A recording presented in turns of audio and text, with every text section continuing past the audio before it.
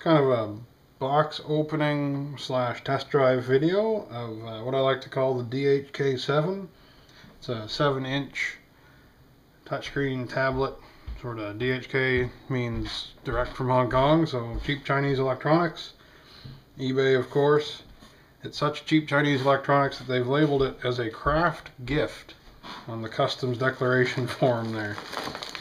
This runs the Boxchip something or other processor. Boxchip A13 multi-core at 1.2 gigahertz, I believe.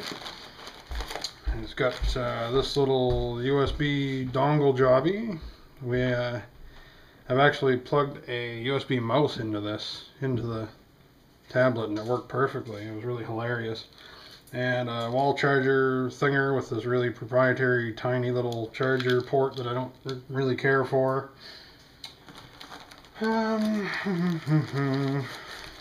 Big bubbly package. That was good. Also, I thought this was pretty thoughtful. They put this big sheaf of styrofoam over the screen side, which is a good thinking on their part. Here is a dinky little DHK7 Boxchip A13 multi-core Cortex A8. There's a whole pile of words that they use. Runs 1.2 gigahertz, half a gig of RAM, and 4 gigs of onboard storage. It's got some nice features there. Big volume button, headphone jack, micro SD card slot, power button charge port, and the USB dongle port there. Bow. Microphone hole, speaker hole. That's most of it.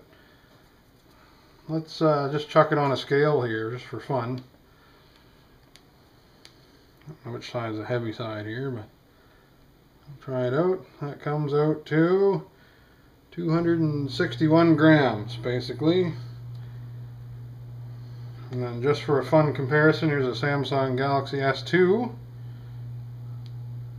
That is 115, so it's a little more than twice the weight of my S2. And just for a fun screen size comparison, there's a 7-inch compared to the S2. Upside down, right side up. Screen's the same size, I guess. Yeah, let's fire this bad boy up here. Now this actually cost about 65 Canadian dollars. That's landed right at my doorstep. And it's got the box stock Android startup screen stuff there, and I'll let that play through in real time so you can get a feel for the ferocious boot speed of a $65 tablet. Anything else here? It's 800 by 480 pixels, capacitive touchscreen. It's got a 1.3 megapixel camera in it. I've actually completed a couple of Skype calls with this already, so it does function. It's not the smoothest thing on the block for Skype, but it works. It runs Android 4, and it's 4.04, I believe, is the version that it ships with. So there you go, pretty much booted up there. Regular slide to unlock business. You know, I've got my essentials on there: Angry Birds, Facebook, YouTube, Skype, all that stuff. Camera. Bing. So there's your Kodak PlaySport that you guys are looking through right now. It's not quite as slick and responsive as my S2 is, but my S2 has a lot more power and it costs a lot more, so it kind of makes sense. Let's load up the YouTube app, I guess, just as an example. I don't know if you can see this through the glare or not. I'll have to check that in a minute. I can't do this upside down terribly well. Let's see, upload, grab one of my videos here somewhere. There, so there's a video. You can actually see that it plays. It takes a second to buffer. It's on my Wi-Fi, of course, no 3Gs or anything like that.